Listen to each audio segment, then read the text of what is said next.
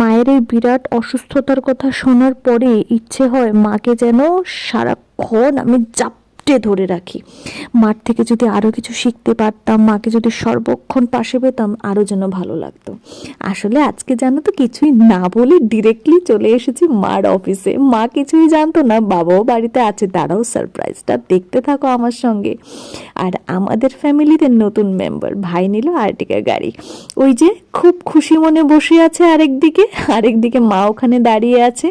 প্রত্যেক দিনে যদি মাকে নতুন নতুন সারপ্রাইজ দিতে পারতাম কি ভালো হতো, তাই না? নতুন গাড়িতে বসে মনেই হচ্ছে না যে এটা আমাদের। তো যাই হোক, চলো দরজায় কড়া নাড়ার পর দরজাটা খুললো বাবা।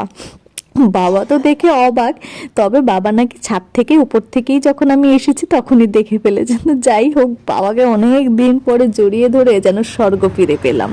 আর গাড়ির জন্য এই ছোট্ট গণেশটুকু আনলাম। চলো টাটা।